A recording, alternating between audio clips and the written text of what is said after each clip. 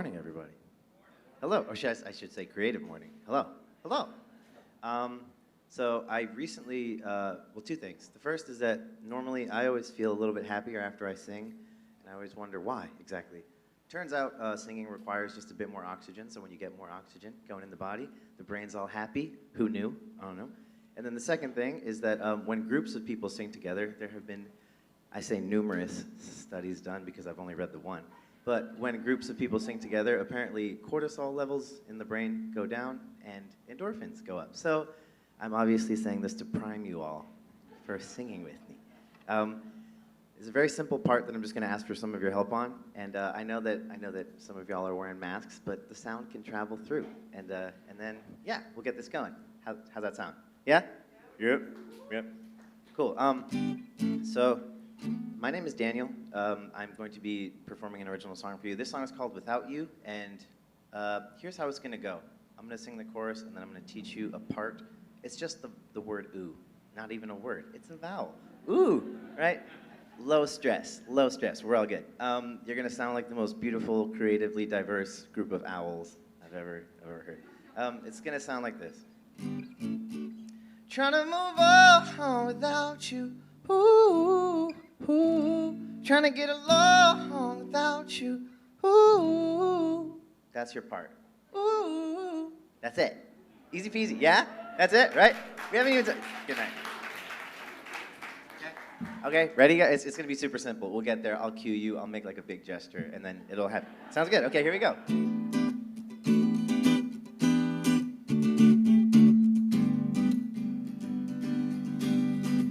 I've been thinking about doing something crazy just to get my mind off you. Pack my things up and move and get a tattoo. Think I'm gonna get off you.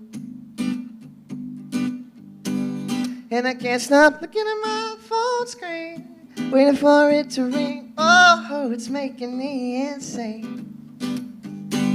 What do I do when my friends ask where you've been? I call another woman by your name. Feels like the floor beneath my feet was pulled out from right under me. Now I can't eat, can't sleep, can't breathe ever since you decided to leave. You guys ready? It's coming, yeah? Trying to move on without you. Ooh, ooh. Trying to get along without you. Yeah, I'm losing my mind without you. Ooh, ooh. It's gonna take me some time without you, without you, without you. And I've been thinking about doing something crazy, 'cause now I got nothing to lose. Everybody's telling me to get over you, but I don't know what to do. Oh baby, I refuse. Feels like the floor beneath my feet was pulled out from right under me. I can't eat, can't sleep, can't breathe ever since you decided to leave. Yeah, yeah. Trying to move on without you. Yeah. Trying to get along without you. Ooh. And I'm losing my mind without you. Ooh. To take me some time. Without you, without you, without you. I've been counting on the days till a new love. Gotta get up off of my knees. Gotta stop the begging, oh please. I've been counting down the days till I find one. Gotta get up off of my knees. Gotta stop the begging, oh please. All right, we're gonna make this one nice and moody, a little sexy, a little vibey, right? Trying to move on without you. Ooh. Trying to get along without you. Ooh. It's gonna take me some time without you. Ooh. Ooh. That's about it. Yeah, that's about it. That's all I got. Thank you guys so much. Also, very big thank you to Tina and the Creative Morning staff for having me. Thank you for listening. Appreciate it.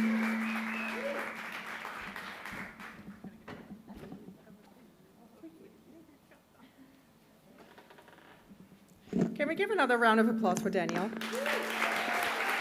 Woo-hoo. Daniel is a copywriter by day, creator, strategist, and musician by night, and he goes by many names. He performs and writes pop funk music on the name of Francis Odd, that's why that was up there, and alternative indie folk music on the name of Stella. But he also has a children's music group called Matt and Dan, so thank you so much. Dan with the many names. Good morning, everybody. My name is Tina Roth-Eisenberg. I'm the founder of Creative Mornings and your New York City host.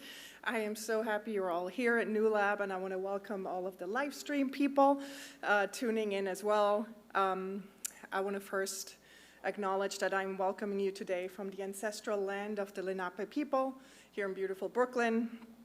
And I'm just so happy to be in person, to be in community. My heart is happy. This is our second event here at New Lab. Which we, yes, isn't it the best? It's so beautiful. I want to thank the team, Cody, Maria, and Duke, for hosting us, making it so easy on us. I sleep so well when I know we're going to be at New Lab. We lovingly call it the Porsche. It feels like we're in a Porsche when we're here. It's just amazing. And I want to give a special shout out to the security people at the door who are just so lovely, and our AV help today. Just thank you for making this so easy on us.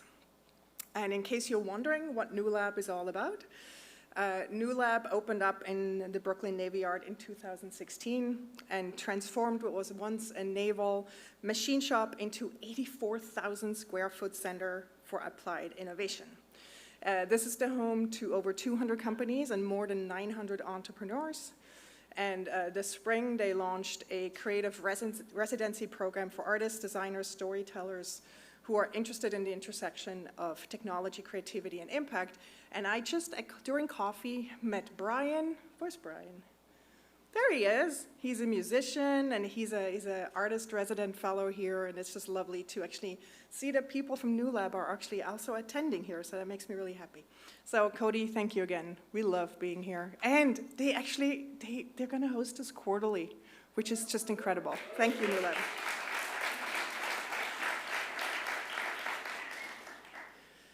So New Lab is a venue partner. Without generous venues like New Lab, we couldn't host these events. And we have really generous local breakfast sponsor partners. And thanks to them, you had coffee and Mia Bakeries goods. And one of those local partners is Harvest. Just like us, they're a New York City-based company. They're a favorite time tracking company. So if you track your time, I highly recommend you check out Harvest. They made something quite boring, actually pretty delightful, easy to use. And beyond just tracking time, Harvest is slowly but surely building up a sort of a resource online around how to spend your time really well. There's lots of resources on their site, because I mean, how you spend your time is like how you spend your life. And we'll share some of those resources online after, in the follow-up email, and just check out getharvest.com for their resources. So thank you, Harvest. And I'm so excited to introduce a new local partner, MPB. They make it super easy to sell and buy used photography and video equipment. I don't know about you, but I actually have an old SLR sitting in a drawer that I have not been using, and I will be listing on MPB. Anyone else have old photo gear? MPB is your friend. They recirculate more than 300,000 items of used photography gear every year. And the best part about it is that actually the people that we are in touch with of MPB are just really delightful humans. And one of them I'm about to introduce to you, because every month we have someone special read our manifesto. And this month we have Maggie Hinton read the manifesto. She runs brand partnerships and collaborations at MPB. But the best part is how I met Maggie and how I knew she's our people. It was last October, we had an outdoor event when we were slowly coming back to hosting Creative Mornings events, and we hosted one in Fort Greene Park on the steps. Anyone been there who's here today? It was really lovely. And we had a giveaway of a pop-up magazine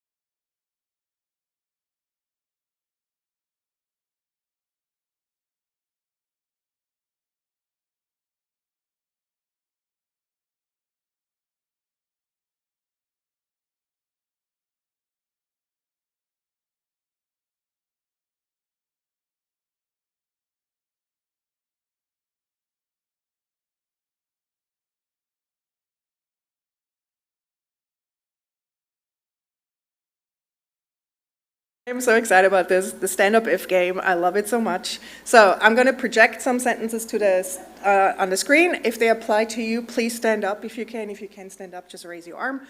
All right, stand up if you're not a morning person, but you are here. I applaud you all. We're standing up right now, especially Enuma, our speaker, is not a morning person. Wow. Stand up if you've been to another Creative Mornings chapter around the world. Shout out where it was. LA, Madrid, Pittsburgh, Charleston, Lima. Oh, Hazel has been all over. Who thinks you've been to the furthest away? Sydney, winning. Stand up if you're visiting from another chapter. You're actually not part of the New York City chapter. Well, Maria, she's actually our host in Bogota. Okay. Wait, not Bogota, Bogota. Yeah, I got it right, okay. Stand up if you biked here. Where are the bikers at? So many of you. Stand up if you're looking for a place to live. All right. Oh, Brian is like waving his arms. So Brian, check out. Who's looking currently for roommates? Maybe you can find each other. Nobody's looking for a roommate? There we go. You find each other. Stand up if you brought a friend with you today. Because we're all about that. Yay. Or stand up if you're here to make new friends. You should all find each other. There we go. All right, I really love the stand-up if game. I'm as happy as this birdie right now. So whenever the sign-ups go live, when you can RSVP, I get really excited because there's a see who's attending button, and then I lose myself in all of your profiles. First of all, you're all a really good-looking bunch, I must say. And the thing that stood out to me this time is that I actually recognized quite a few faces of field trip hosts, people who generously teach our community what they're good at or what they really love. Field trips is our sort of community peer-to-peer learning platform that sort of came out of the pandemic and makes us really, really happy. So for example, Justine is here today. She taught a field trip on changing your business game and where to focus your attention and energy to succeed. Manette Lee is here. She taught a field trip on presentation skills, and Ariel Coelho taught a field trip on nourishing the creator within and mindful street art experience. I must say, if you haven't experienced a field trip, if you go to upcoming events on our site and then click on field trips, it is such a beautiful testament to this community that are just so generous with each other and teaching each other. I highly recommend you check it out. There's lots of really exciting ones coming up. And Alexa with the golden pants, I don't know where she is right now. She's outside? Oh, there she is. There's Alexa with the golden pants. She runs field trips with so much love and so much heart. She curates it. She teaches the hosts how to put on really good workshops. If there's something you're good at and you want to share it with the community, talk to Alexa with the golden pants. Okay. I am now announcing our monthly theme, which is critical this month, which was chosen by our Calgary chapter. And it was illustrated by Mehdi Mozaverzadeh. I hope I did that right. But anyway, it's presented by MailChimp around the world this month. And I am so excited to introduce Enuma right now. Enuma and I met because my friend Ian tweeted an article at me saying I should read this article that Enuma wrote. And I read the article, and then I started Googling who Enuma was, and I wanted to be friends with her, and a few weeks later, we were sitting and having coffee. Enuma is a Nigerian-American writer, teacher, and speaker whose work focuses on arts and culture, spirituality, and how we live. She has a really cool column called The Art of Life in the Financial Times Weekend. She also curates and moderates and hosts public conversations with artists, writers, culture makers, and thought leaders. It's very impressive. She has degrees in psychology, communications, and theology, and is trained as a certified spiritual director in Jesuit tradition. She teaches creative nonfiction writing workshops and seminars. And and I cannot read the rest, and speaks globally at universities and corporate institutions and conferences and here today. She's also writing a novel, and she's just a deeply, deeply curious and kind human. And I want you to all to give a rock star round of applause to Enuma.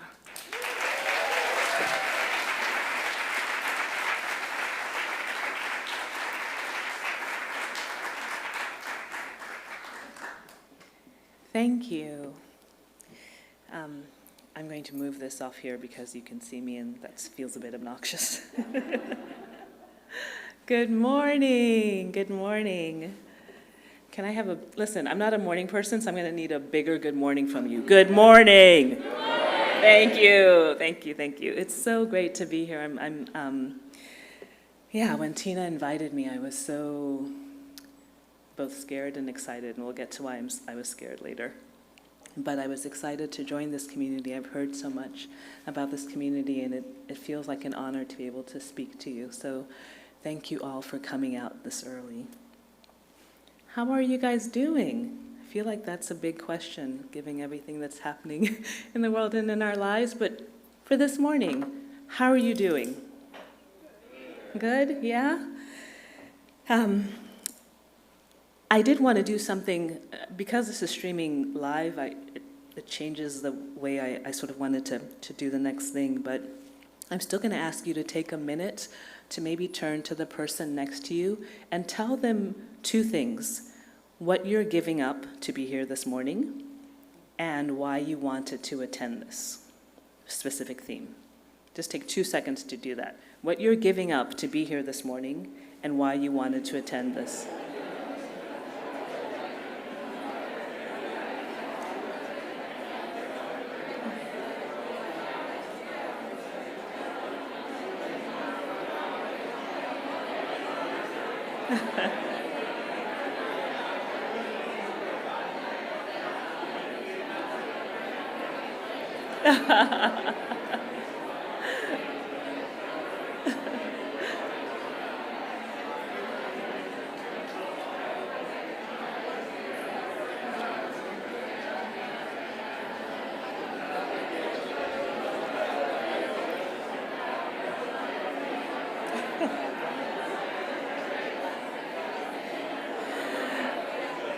Okay, if I let you, I know you'll talk all morning, so I'm going to bring us back to the room. But I love the fact that you are talking to one another, and you obviously have a lot to say to each other. I love this. Thank you for taking time to do that. So I want to hear from one or two people. What are you giving up to be here this morning? How we spend our time is how we spend our lives. So, can everyone hear me okay? What are you giving up to be here this morning? Sleep. Okay. Anyone else besides sleep? I'm sorry? Morning run. Okay, well, thank you. Okay, I think one more. Yes? My meditation practice. Your meditation practice. Well, I hope these will leave you with some meditative questions. Thank you for coming. I'm really grateful that you're here. And I'm curious, because this is a practice I have, a meditative practice I have each morning, is right before I get out of bed, I always start a list of the things I'm grateful for, and I direct my questions to God, because that's part of who I am. But the things my statements, the things I'm grateful for. So I'm just curious, what's one thing you are grateful for this morning? You can't say being here. Something else. Just chocolate croissants? Okay. What's another thing you're grateful for? Brooklyn, okay. One more thing someone's grateful for. Sitting with someone from Mexico and Peru, thank you, that global connection. I love that. Let's take this positive energy a little bit further. What was happening the last time you felt really joyful?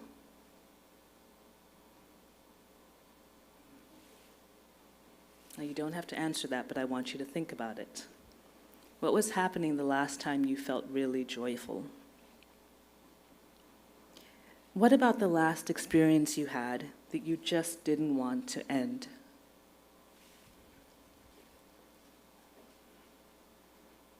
And I teach, so I'm okay with silence. And they're questions I want you to think about not to answer necessarily. But as I keep going with these questions, if you want to answer, feel free. Do you remember what happened the last time you felt deeply satisfied?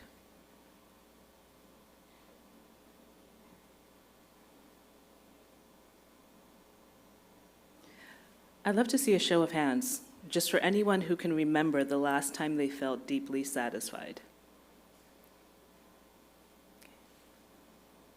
A show of hands, if you can tell me, if you could tell me, if I gave you time, what was happening the last time you felt really joyful.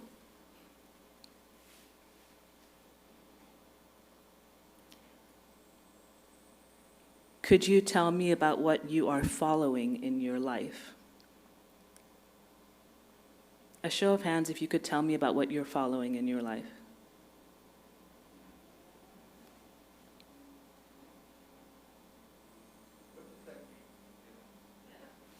Well, that's a question for you to think about, and we can get to that in the questions and answers. What happened in your body this week? Could you tell me that? A show of hands. What have you been trying to forget this week?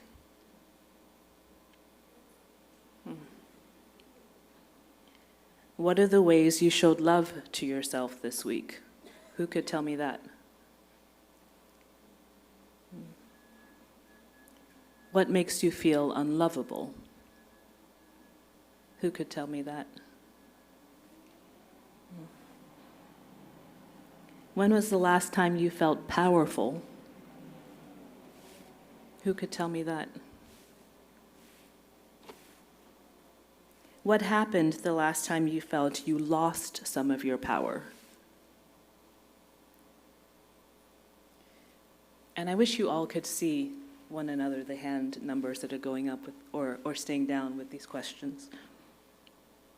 Can you tell me about the last time you felt ashamed?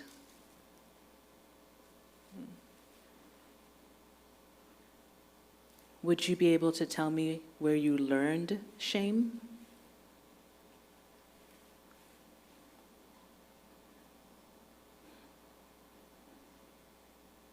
Who could tell me what quiet pain you are holding right now in this room that no one could tell just by looking at you?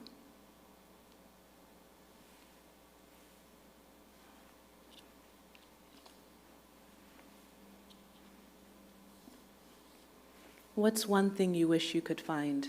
Who could tell me that?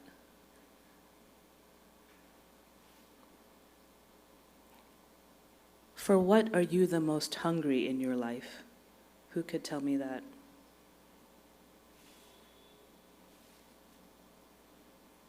What are you still afraid to do? Who could answer that question? Thank you. The theme today is critical,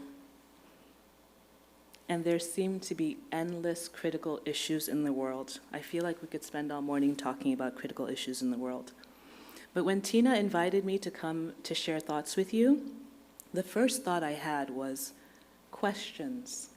I want to talk about questions. Mainly because questions, that idea of questions was heavy on my mind at the time. But I wanted to talk how important it is to ask questions. Partly because I think that learning to ask good questions might help us pay more attention to our lives. And I actually believe that the more attention we pay to our own lives, the more we're likely to pay attention to what's happening in the world and to draw those connections. Now, granted, and for me, attention and curiosity are sort of two of the foundational, I don't know what you call them, attributes, elements, that start most change. I think attention and curiosity are critical things. Now, there are many types of questions, right? There are questions about facts, questions to start or close arguments, questions about matters of opinion, questions about judgment, closed questions, open-ended questions.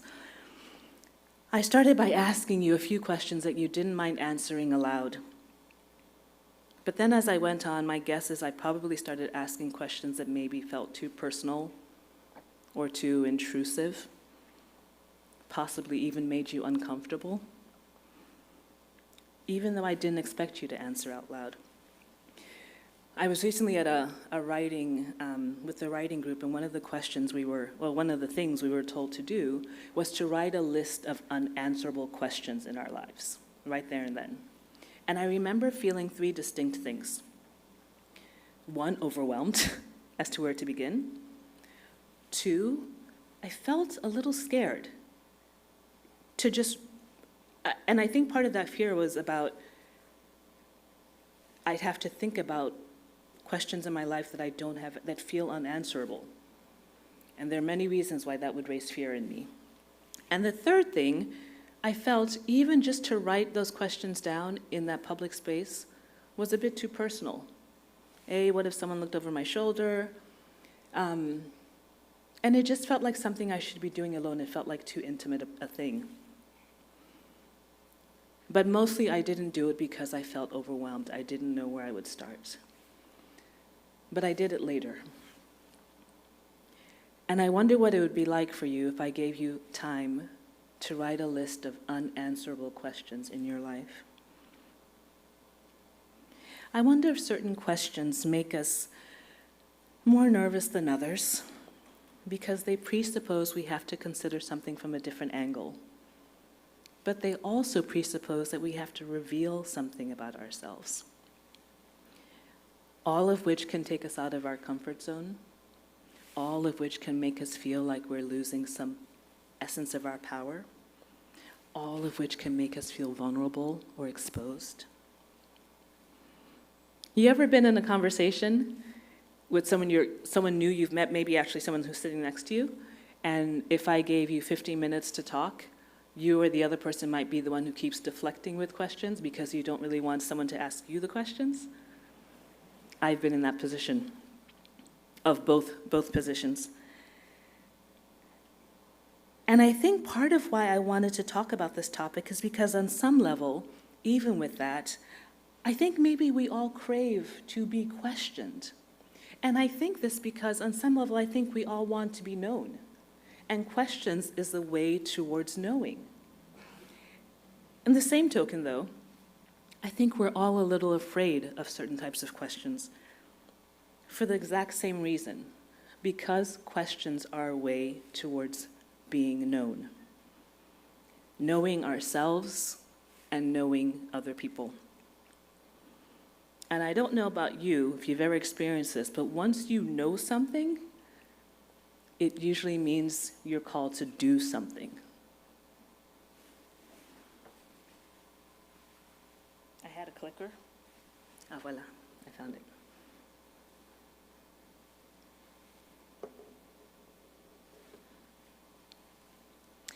Now, I can't map out the exact route of this, but I do really believe that that the critical questions in the world are somehow linked to the critical questions in our lives. And I think that learning to ask certain questions of ourselves, of our own lives, of each other, of different people, of different people's lives, might help us map that route a bit better, of how the critical issues of the world are deeply intertwined with the critical issues in our lives. So when I am thinking about questions and thinking about critical issues, I chose today to focus on individual and communal issues versus sort of politics, because I think we often miss how vital it is, for lack of a better phrase, to know oneself and to be known, and how that branches out into the way policies are made, the way we think about other people, the way we decide who should be in this room and who should be not and who shouldn't. So many of our questions can grow out of elements of our lives that are critical. I think curiosity is critical.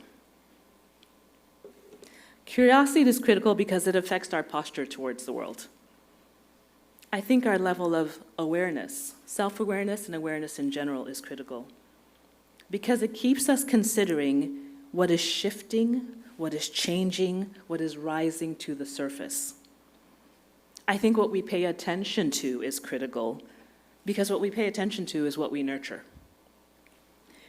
I think our hungers are critical, because they give us information not only about what we desire, but I think also about the motivation beneath some of our patterns and our actions.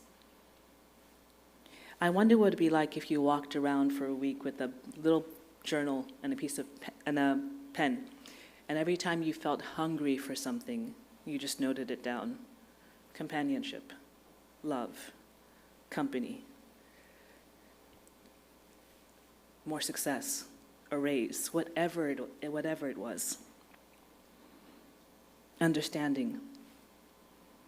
I think our pain points are critical for the same reason, but also because if we let them, I think our pain points can guide us to truly discerning a route towards both individual and collective healing.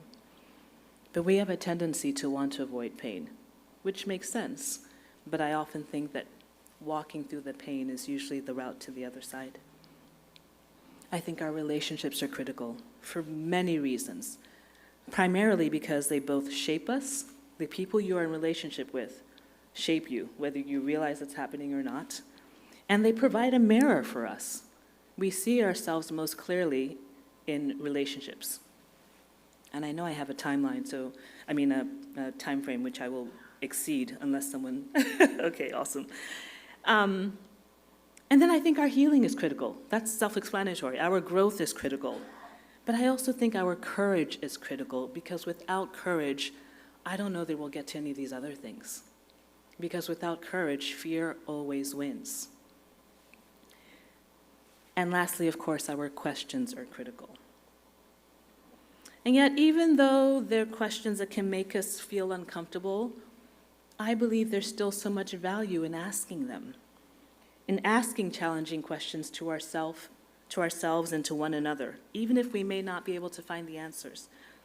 Because question asking, in my opinion, can be a really powerful way of naming certain realities and acknowledging certain realities, whether these are elements of realities that are in the world or internal realities that we are still learning to see and to negotiate.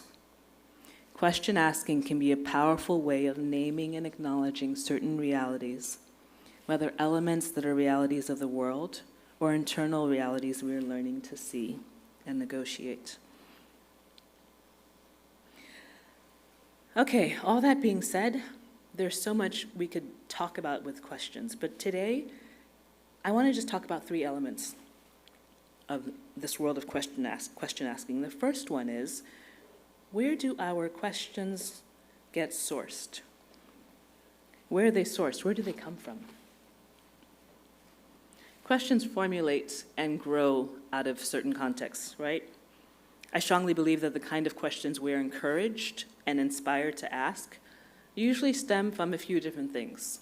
The families we were raised in, the communities we live in, again, what we pay attention to, who we surround ourselves with.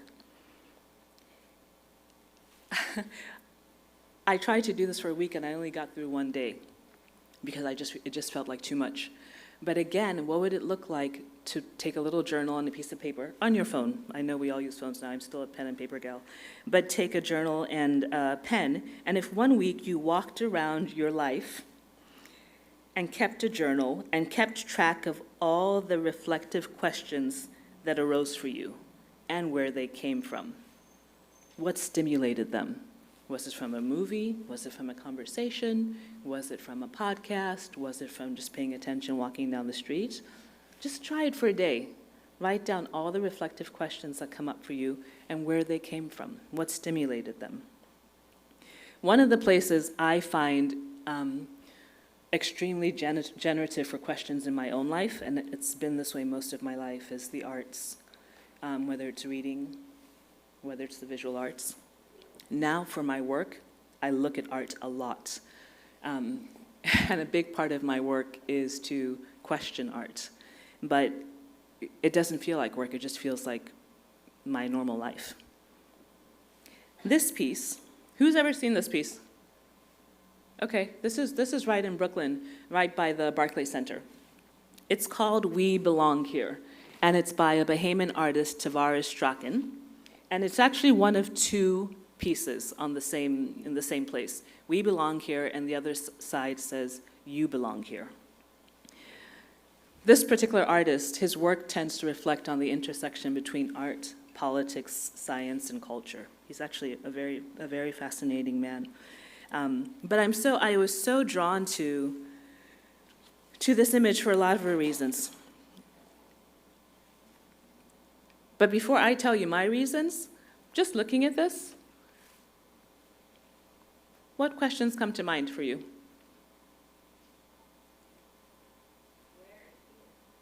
Okay, where is here?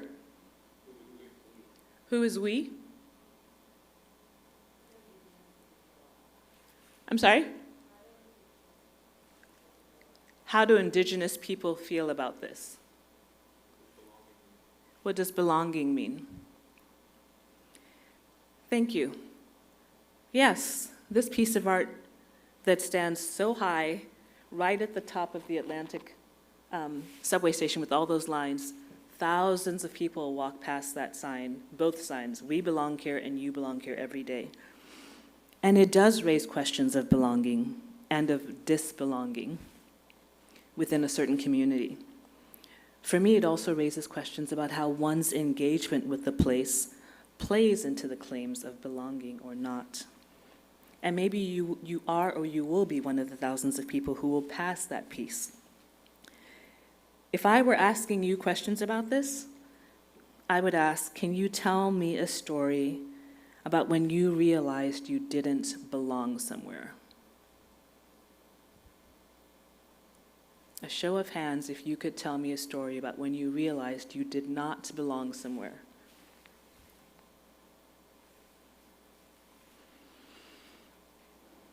Could you tell me about what you learned growing up about the markers of belonging? Who taught you what it meant to belong or to disbelong? Could you tell me how you learned to identify who didn't belong? Raise your hands if you could tell me how you learned to identify who did not belong.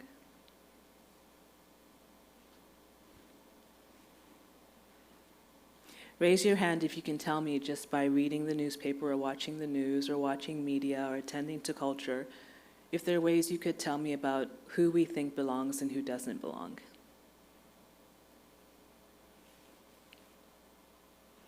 Thank you.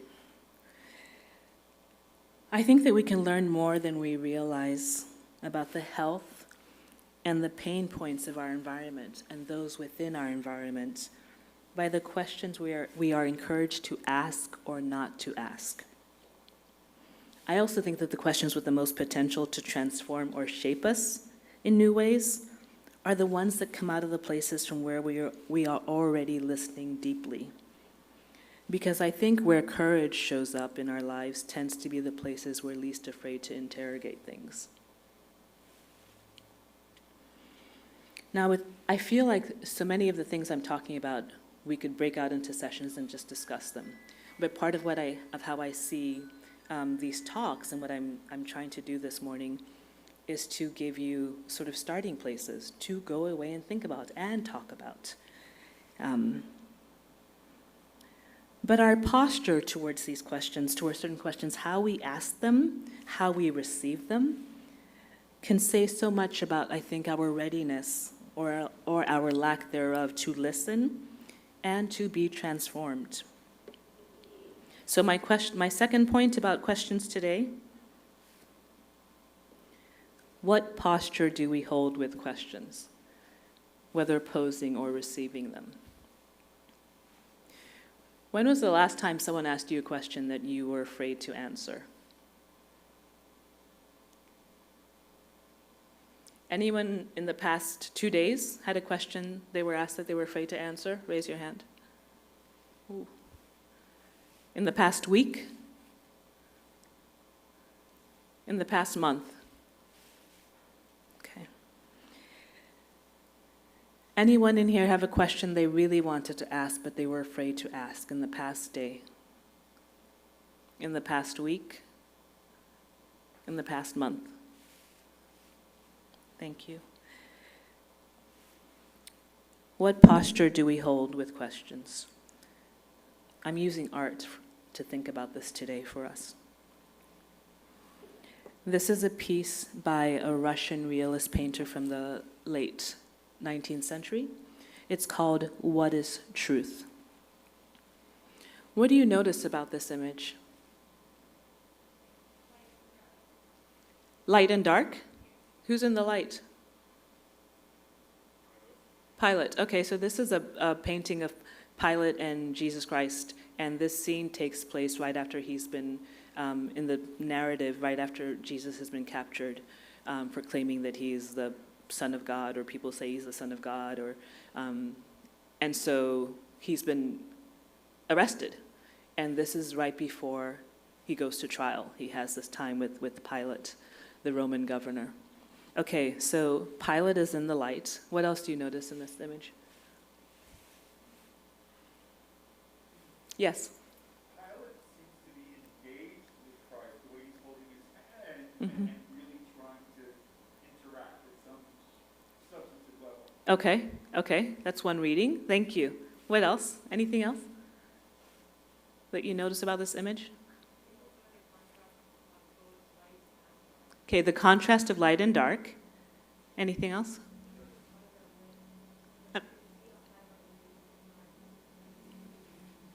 Tina, could we do this? Thank you. Okay, something about the eyes being lit. Jesus' eyes are lit, but the rest of his body is not. Okay, thank you. That's very observant. I hadn't noticed that myself. Yes, in the back. Pilate is asking Jesus a question, and Jesus is the one just kind of like receiving. Like, right, Pilate's posing, Jesus is receiving, Okay, and we're not really sure if he's going to answer him or not. okay, thank you. We'll take one more observation. It feels really closed off for the viewer. For the viewer. Yeah, the way Excellent. that their stance is, Thank you. point of view. Okay, so from this image, why do you think I would use something like this to talk about questions and posture? Yeah. I'm making Tina do some exercise. Having a willingness to confront what's in the dark. Having a willingness to confront what's in the dark. Okay, thank you. Anyone else? I would say that in this case, even though it may seem that he's like overpowering him, Jesus is like in the background and absorbing his surrounding, and he's, I would say, boiling and steaming up a plan to react or to respond to whatever he's being confronted with. Thank you for that reading. So the observation here is that possibly Jesus is taking this all in and thinking about his response back. I think we had one more, and then, we'll take two, and then I'll talk about this. I would say confronting a power, since he is confronting Jesus, is like you're facing something that's like more powerful than you. Which one's more powerful to you here? Which is the power you're talking about? What do you mean? I'm sorry. So what is power here? Confronting Jesus, so you're confronting your dark side, like something in front of you. Okay, thank you. These are great. Some of these I hadn't thought of. Okay. Maybe kind of like a right and wrong situation. So you're trying to understand from Pilate's point of view, trying to understand somebody else's point of view that doesn't necessarily align with yours. Thank you. Excellent. One more in the back because I saw. Okay, we'll take two, and then I'm really done with with responses. But I do want to hear these two.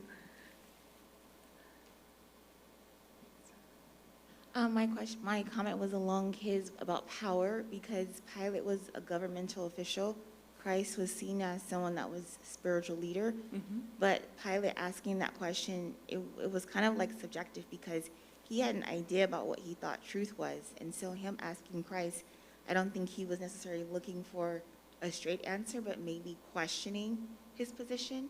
So to me, this picture is about that, questioning truth. Questioning truth. Thank you. That Pilate already has an idea of the answer. Thank you. One more right in front. This gentleman here. I think maybe this gentleman right here.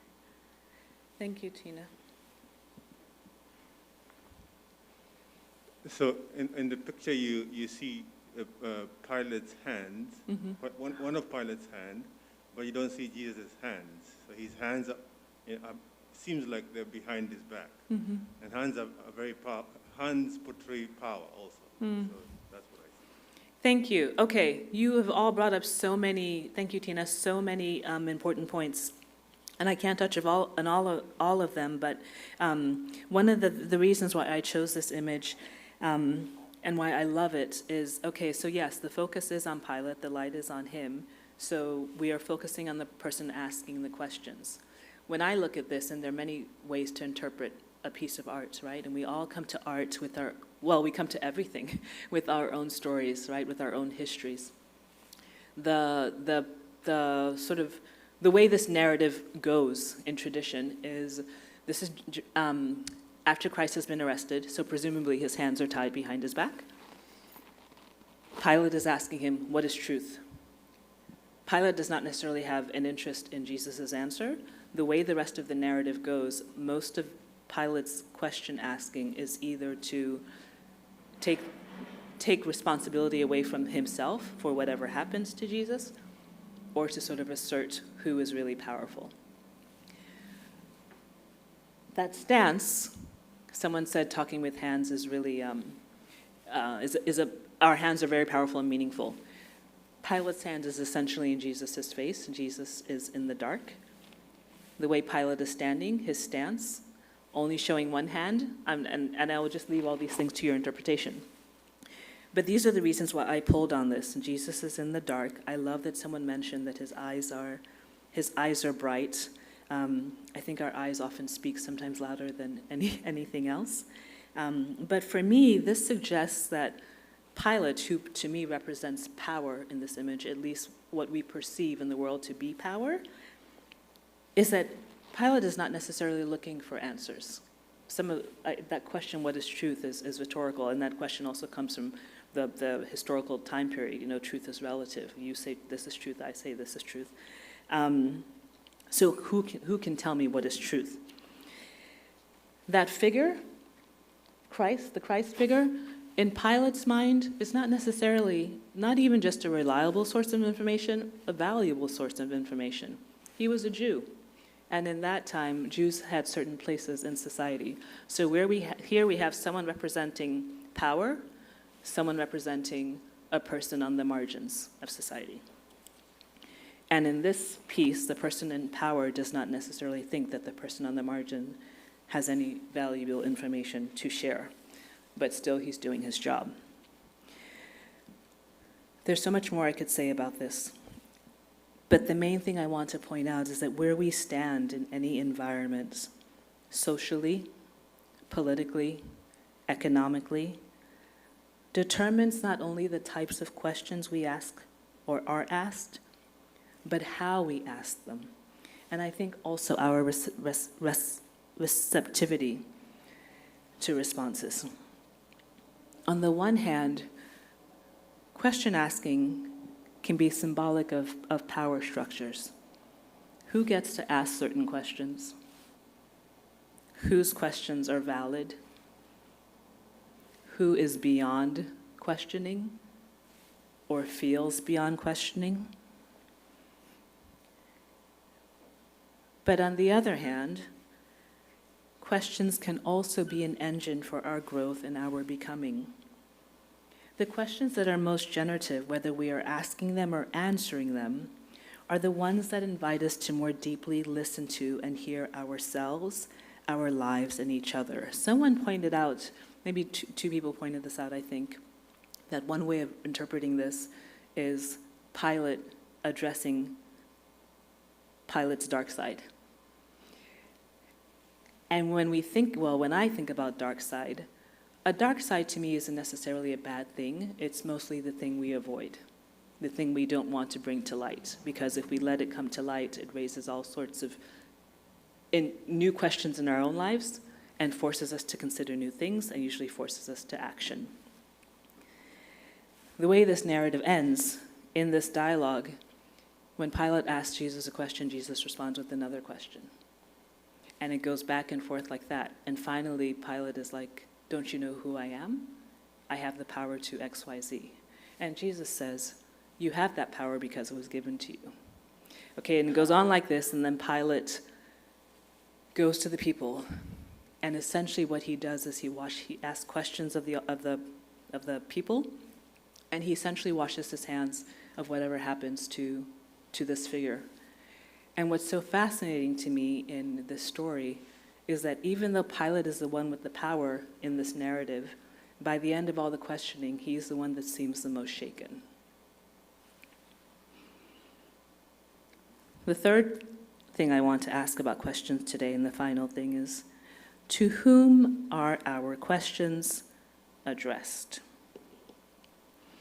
Are you guys awake? Are you tracking with me? Yeah, okay. To whom are our questions addressed? Who do we take our questions to? Where do we feel safe enough to ask questions?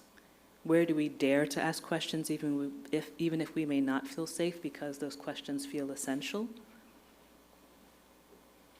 What questions do we allow ourselves to ask ourselves? How do we interrogate ourselves? This is another image I love. It's by a young Ghanaian artist who lives in Accra. I think he may be 23, 24. His name is Joseph Ehiniba Taki, and it's called Dreams Take Time. But I was really drawn to this image for a number of reasons. But again, before I dive into it, maybe just 3 or 4 reflections on what do you notice about this painting? Yeah.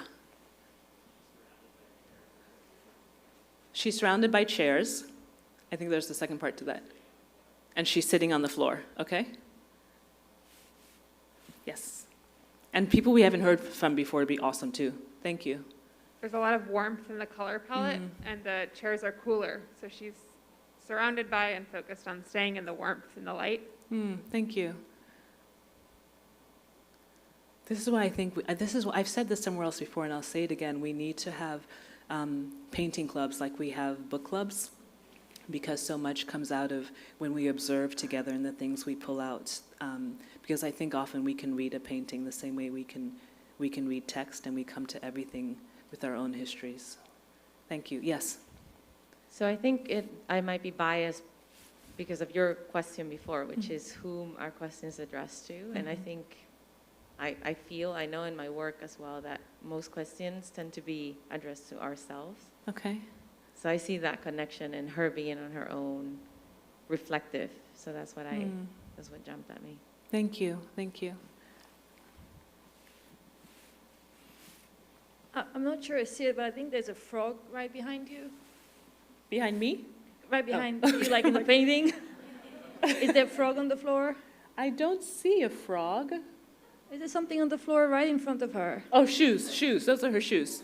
Oh, those are her shoes. Yes. You mean this? You mean this? Yes. Shoes. Those are her shoes. Well, in my mind, it's a frog. So in my mind...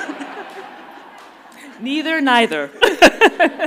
It looks from here as, she's just connecting to something that, it's such a nice way to, like, humble yourself. And when you ask questions, I think being humble is a great starting point to be able to really ask questions, and going down to the ground, it's the most humbling thing you can do. Whether it's shoes or frog, it doesn't matter. Whether it's shoes or frog, the fact that she's humbled herself down to the ground. But it will be a frog for this morning as well. Thank you. She's holding herself. She's holding herself. Thanks.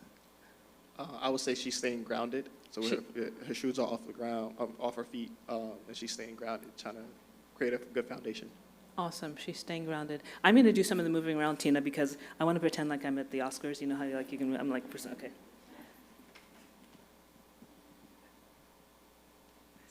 Thank you. Okay, what else do you notice? I'm going to hear from some folks I haven't heard from. I'm struck by the antiquated chairs, historic American design, evocative of Windsor. Thank you.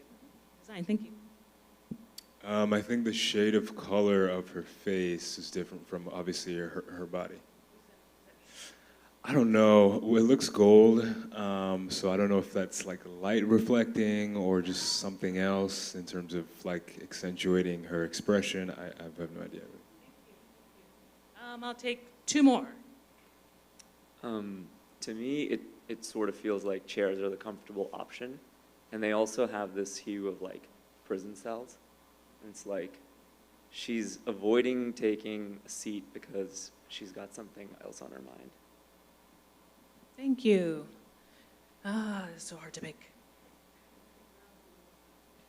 I think I'm also looking at the title, so I'm a little bit influenced, but I think for me the chairs are kind of looking like what's expected to see a certain perspective, and she's deciding not even to acknowledge them and to see another perspective, to hopefully shaping her own dreams, I guess.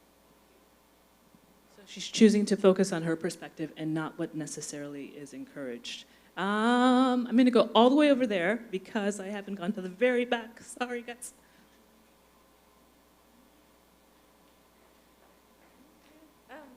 I think that back to the shoes, they look quite large, so I wonder if she feels she has big shoes to fill. Thank you. See how amazing all these observations are? Okay, the reason, one more question.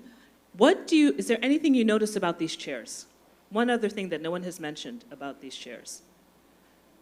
Yes.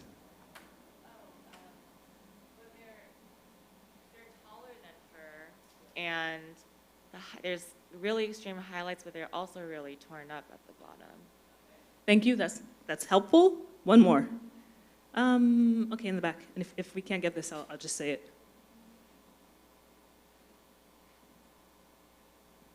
I don't know if that's what you had in mind, but when I look at these chairs, they seem like they're empty, but they're waiting for someone to come and join to build this dream.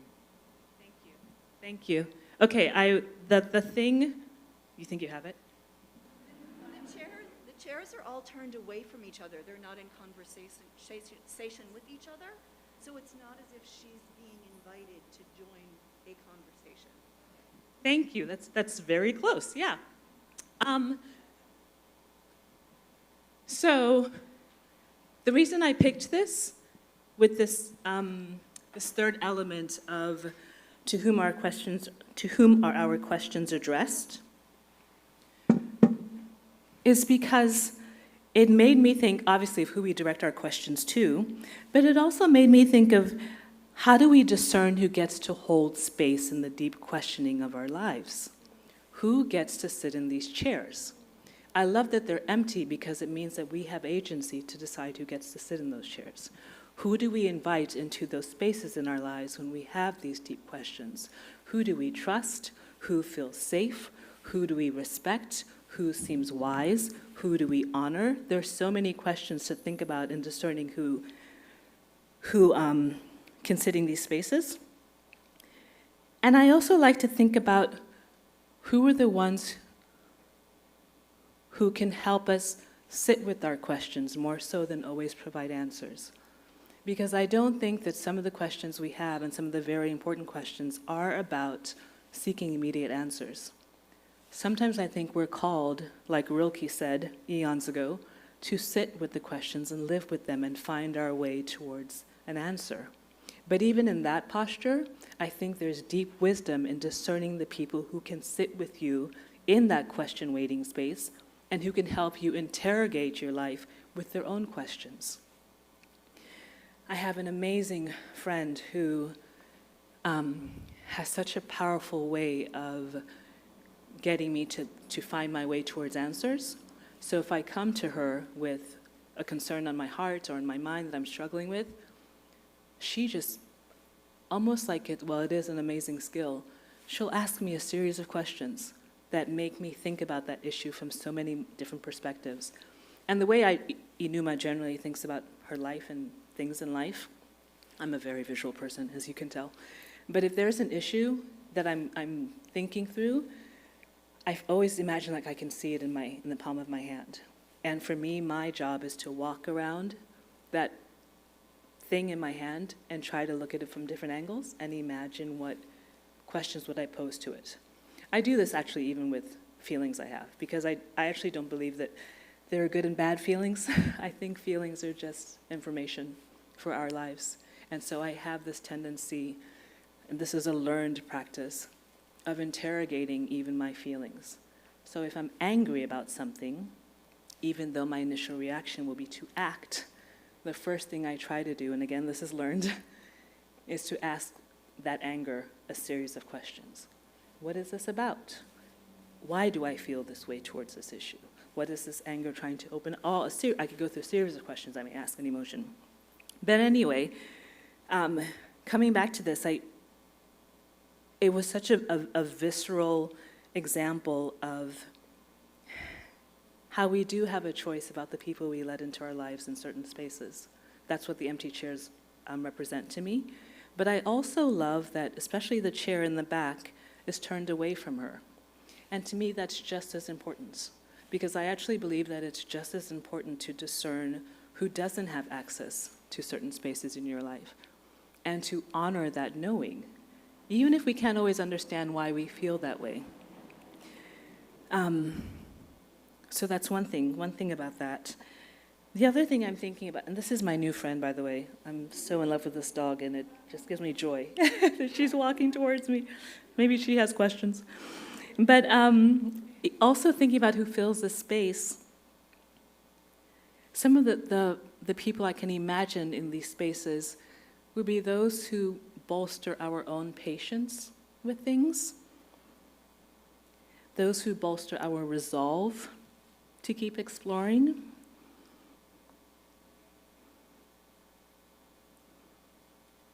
those who encourage us and whom we can trust as we find our way,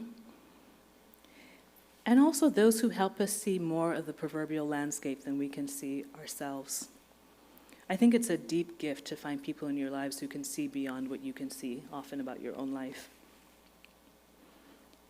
But I also love these empty chairs because to me they also seem symbolic of the place for questions in our lives that we either struggle to acknowledge or to own, or simply can't face yet. To me, these are also seats for questions waiting to be addressed.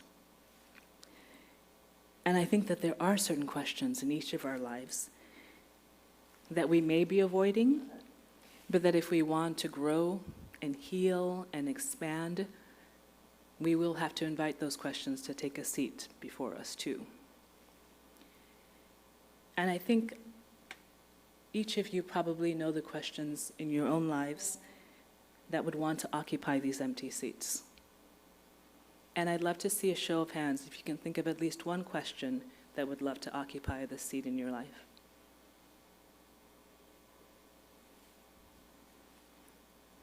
Thank you. So, I'm coming to a close. And I know that we have time for real questions or other questions, but I want to go back to some of the questions I asked you from the beginning when we were first getting to know each other this morning.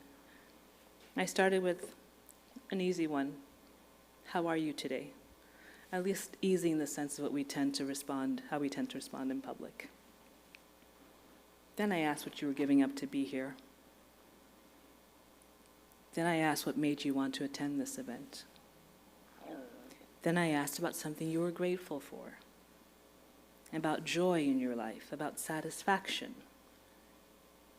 about what you were following. And I know someone had asked me, what does that mean? And I'm not going to answer that for anyone. I'm going to leave that a question for you to think about. What are you following in your life? And what does that question mean to you? And I do that because I don't always think it's about immediate answers. And I think there's some things we just need to some questions we need to sit with. And when I put that question up there, I was very aware that a lot of people would probably, well, what does she mean by that? And that's up to you to decide what that question means for your life. I'd love to close with one of my favorite poems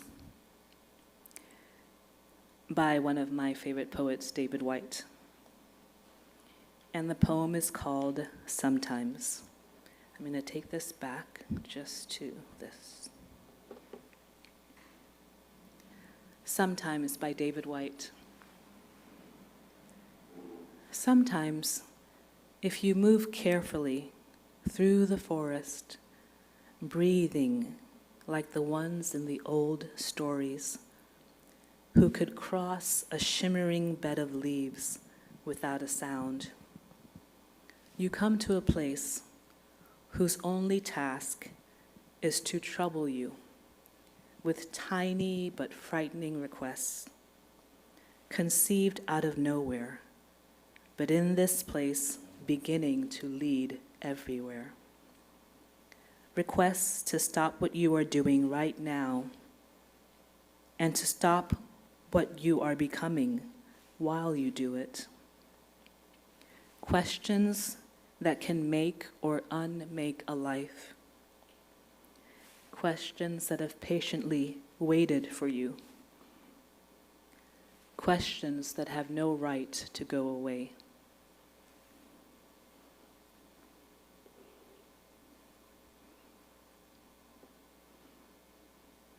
These are my closing questions for you.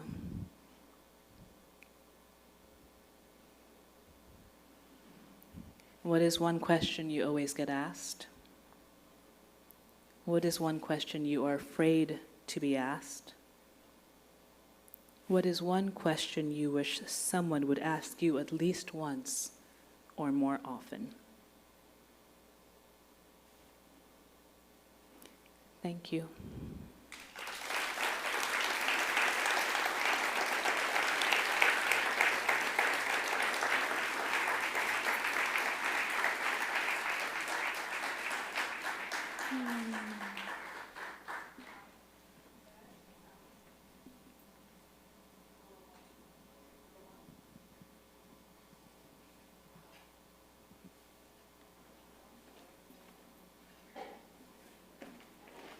Do you want me up here? Do you want me to sit? Wow. So much food for thought. We're running over. Cody is very nice and lets us go over. So thank you, Cody. If you need to run, I give you permission to leave. But for those of you who want to do Q&A, I mean, how can we not do Q&A after a talk like this? I mean, it's just, so Cody, thank you for being so patient with us. I know we're running over. Can I also just say before people leave, thank you for everyone that came. Thank you so much for giving me your time. And take croissants when you leave. There's still lots of croissants out there. Okay, so now we're going to do like maybe 7 to 10 minutes of Q&A. Raise your hand if you have a question and we'll come to you. That's intimidating after all these questions, right? Okay. If we can go back to the Jesus slide. Yes. Oh, okay. Voila. Yeah. Yeah, so something that I saw here was for like one's own personal struggle and battle with themselves is always like corruption or like entering that materialistic fantasy where you hold the wrong things as priorities. So here you see like silk or like some expensive clothing that like would demonstrate that he is wealthy. Whereas Jesus is more humble and he has a different sort of wealth, which is the spiritual wealth of the inner peace. And the question is, what is your take on that? I actually think that's a really interesting interpretation. It's a way of, and I think we could do this actually with a lot of things. We're never just one person, right? So what are the ways in which we are both figures in this image? In what places in our lives actually do we stand in Pilate's position, and in what places do we stand in the other position? I actually think that's a really actually great observation and question to elicit from that observation. Yeah, how are we often more than one person at the same time? Thank you. Thank you so much. You made me feel so many feels, or I felt so much. Thank you. Your last question at the end, which is, what kind of question would you like to be asked more often? Really, I felt so many things all over when I read it, and I'm curious if you would be willing to answer that. Do I want to answer this question? You mean for myself? You mean in general? Yeah, so what is one question you wish someone would ask you at least once or more often? Yeah, I don't think I will answer that publicly, but that's why I raise it. Because this ties me back to where I started, in the sense of we both crave question asking and we're both afraid of it, right? Because question asking is a way towards being known, and to be known is one of the most powerful and deeply, I mean, I think when someone feels known, it can motivate you to do all sorts of things, because part of being known is being seen, right? And so I think we're all walking around with question or questions that we wish people would ask us more, versus some of the series of questions we always get asked. Where are you from? What does your name mean? When did you come to this country? All sorts of things, right? Yeah, but I'm glad that you felt the impact of that question, because I think it's a really powerful one. Thank you. Thank you. Okay. So could you go back to the We Belong picture, please?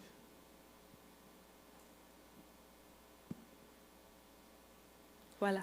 So this was, for me, the things that you spoke about when this picture was on the screen, I was thinking on a different, I took a different direction. Okay. So I think in life we're always, on a journey. We're always searching. When you get somewhere, you find that you're always looking to get somewhere else. Absolutely. So I saw the trains, the 2, 3, 4, 5, B, and Q. And I thought, well, there's no train that goes to where I live. Huh. Right? So that's what I was thinking. But, I'm on a journey of belonging, home, the trains. Can any train there get me home? That's what I thought. Thank you.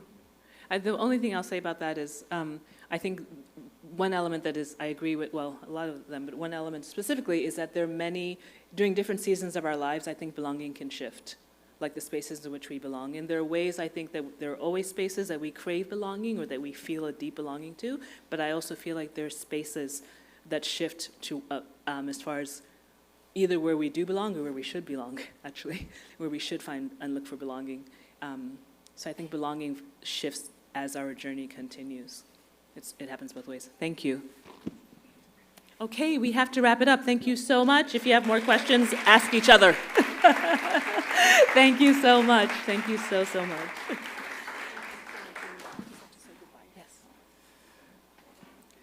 I knew Enuma is going to make us think, so thank you so much. I know what I'll be pondering about this weekend. Thank you so much. If you want to add, I'm sorry that we have to wrap it up, but we're really going over time. Enuma is on Twitter. I'm pretty sure if you tweet at her, she'll probably answer questions. So take your questions to Twitter. I just want to close up by saying thank you to our incredible volunteers, Cece, Patrick, Emily, Megan, Maria, and Ashley. And I think Kim also just jumped in this morning. And, oh yeah, the firework, very important. And then I want to thank Connie, who is documenting the talk so we can watch them online afterwards and share them, and Sana for taking photos today. I appreciate all of your volunteer work so much. Next month, we're doing something really exciting, something completely new. It's a big experiment. We're hosting a 24-hour worldwide wander. It's a 24-hour event with our London friends of Street Wisdom. It's 24 hours of morning walk shops. Yes, that's walking workshops to wake up our senses and wander the world together. David, the founder of Street Wisdom, is incredible. He will make it so much fun. And he really has the ability to make you see the world in a different way. So it's going to be a celebration of mornings around the world as we travel the globe. And keep an eye out for it. We're going to send you sort of the website link and the follow-up email. It's going to be on September 23rd, and we hope you're going to participate. It's going to be delightful. And I want to leave you, as always, with a quote. You can't wait until life's not hard anymore before you decide to be happy, by Night Birdie. Thank you for coming. Thank you for tuning in on the live stream, and we'll see you soon.